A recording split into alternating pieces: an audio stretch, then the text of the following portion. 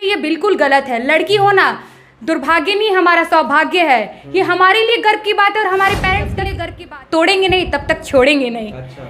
बस यही चीज़ है, इसलिए इसे ख़त्म करना पड़ेगा। और अब तो हमारे पास जो राइट्स है वो उस राइट्स को हम लोग खुलकर जी सकते हैं और उसके अगेंस्ट फाइट कर सकते हैं। अगर फाइट नहीं करेंगे तो इसका लड़कों की अपेक्षा लड़कियां आगे बढ़ रही है। क्यों? इसका रीज़न पता है क्यों? क्योंकि लड़कों के अंदर घमंड हो गया, अहम हो गया। अरे यार कुछ करे या ना करे फिर भी दहेज मिलेगा, क्योंकि बाप का जायदाद जो है उस पर लोग दहेज देंगे। तो वो गलत है। बीपीएससी टॉपर हो, यूपीएससी टॉपर हो, आईएएस हो, मिडिल क्लास की फैमिली में लड़कियां ही हमेशा टॉपर बनती है।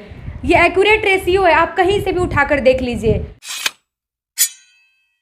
नमस्कार, सीके टीवी इंडिया में आप सबका स्वागत है। आज एक ऐसे टॉपिक पर बात करने वाले हैं जो हमारे समाज के सभी व्यक्तियों के लिए बेहद ही ज़रूरी है जानना। यह वह टॉपिक है, यह वह समस्या है जो हर व्यक्ति इस समस्या से जूझता है और गरीब परिवार के व्यक्ति तो हमेशा जूझते ही रहता है। उस समस्या के बारे में बात करने वाले हैं जो हर व्यक्ति को इन समस्याओं से काफ़ी सारे दिक्कतों का सामना करना पड़ता है।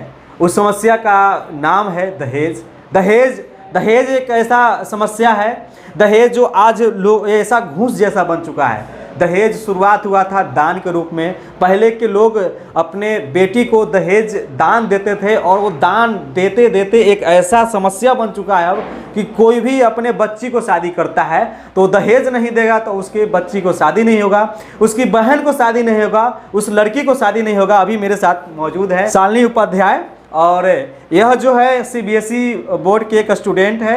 कौन सी क्लास में पढ़ती हो? 12th पास आउट की हूँ इस बार। 12 यानी 12 है। और इनसे चर्चा करेंगे क्योंकि ये जो है 12 में है और इन सब मुद्दा पर ये लड़की से भी जानना जरूरी है कि आखिर इनकी क्या समस्या है, ये क्या चाहती है। बहुत बहुत स्वागत है शालिनी।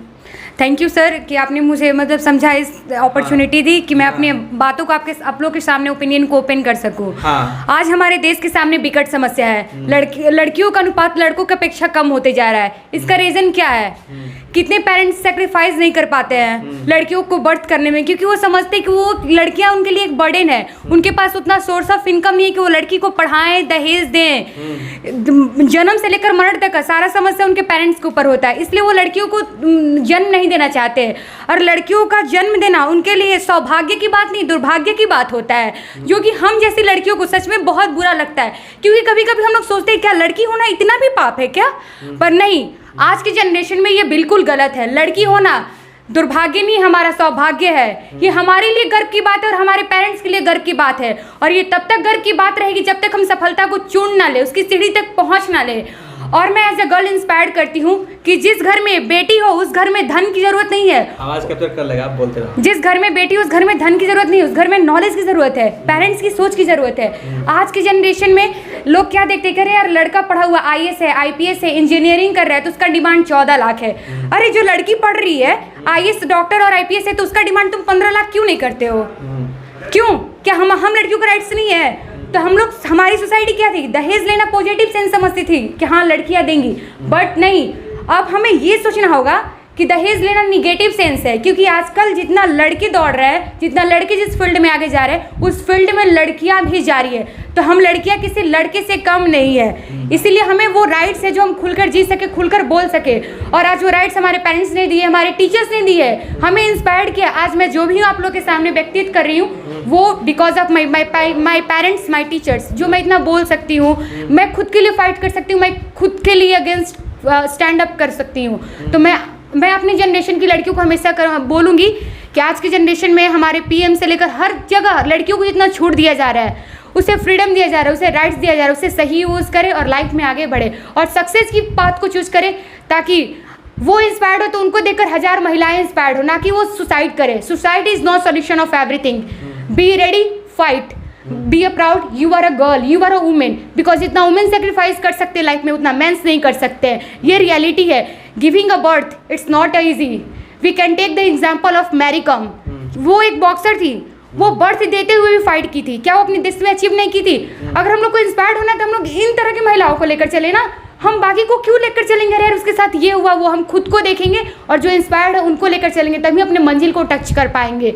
वर्क इज वर्शिप क्यों कहा गया है? कर्म ही पूजा है। कर्म करो, फल की चिंता मत करो, वो तो जैसा तुम करोगे वैसा पाओगे ही। इसलिए मैं खुद से इंस्पायर्ड। आपको मालूम है कि दहेज प्रथा शुरुआत कैसे हुआ था? हाँ, कैसे?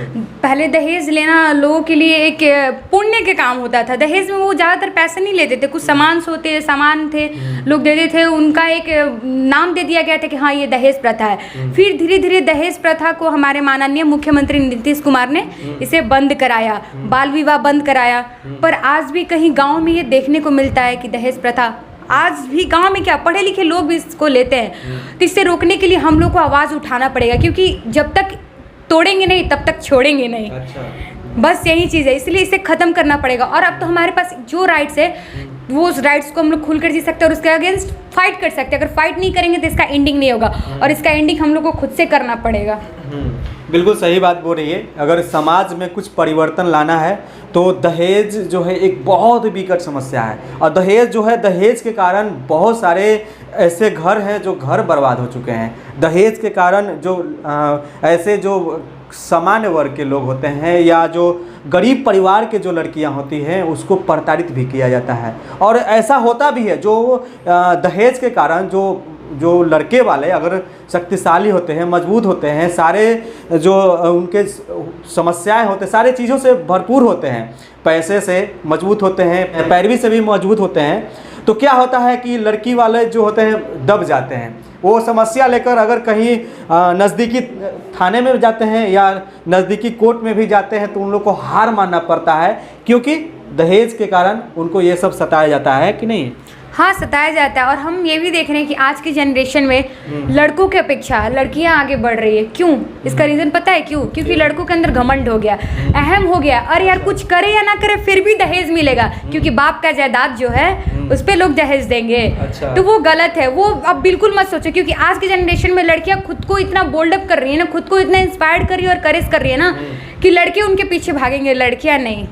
इसीलिए लड़की जो है अब जॉब ज़्यादा ले रही है, क्योंकि लड़का जो है ऐसी इधर उधर घूमते फिर रहा है, व्हाट्सएप चलाते चल रहा है और फेसबुक में लगे हुए हैं और इंस्टा रील्स बनाने में समय बिता रहा है। क्योंकि अब ये जो है देखिए, ये 12th क्लास में पढ़ती है, उम्र कितना हो रहा होगा? 17 साल। और 17 साल में इस तरह से बोल्ड होकर के बोलना एक बहुत ही गर्व की बात है। और मुझे भी बहुत गर्व की बात है कि मैं ऐसे लड़की के सामने खड़ा हूं जो अपनी समस्याओं को इस तरह से व्यक्त कर रही है और अपनी जो है आवाज़ को इस तरह से पहुंचा रही है।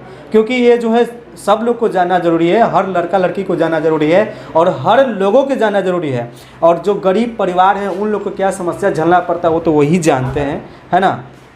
यस सर, क्योंकि जो मिडिल क्लास फैमिली होते हैं उनके लिए एक लड़की जन्म देना बहुत ही दुर्भाग्य की बात हो जाती है, क्योंकि वो ये सोचते हैं कि वो बच्चे को अपने पढ़ाएंगे कैसे। बट आजकल जो भी टॉपर बनता है, बीपीएससी टॉपर हो, यूपीएससी टॉपर हो, आईएएस हो, मिडिल क्लास की फैमिली में लड़कियां ही हमेशा टॉपर बनती है।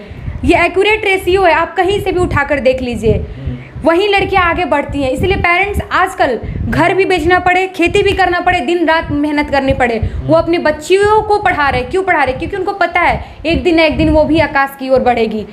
जब तक जान है तब तक हौसलों की उड़ान है, और इस उड़ान को कभी दबा कर नहीं, उड़ा कर रखेंगे। चलिए, तो ये शालिनी उपाध्याय थी जिससे अभी बातचीत कर रहे थे, और ये जो है दहेज के बारे में चर्चा कर रहे थे, दहेज के मुद्दाओं पर चर्चा कर रहे थे। और आप लोग को यह जो है वीडियो कैसा लगा ज़रूर बताइएगा, और अच्छा लगा होगा तो इसको शेयर कीजिए ताकि ये जो है बातें दूर तक जाएं और लोगों भी इसके बारे में समझ सकें। और सब लोग जानते हैं, ऐसा नहीं है कि कोई नहीं जानता, सभी लोग जानते हैं, लेकिन इस चीज़ पर बात करना कोई नहीं चाहता है, खुलकर बात करना कोई नहीं चाहता है। आप देख रहे थे CK TV India news, Chittaranjan Kushwaha के साथ। नमस्कार, जय हिंद।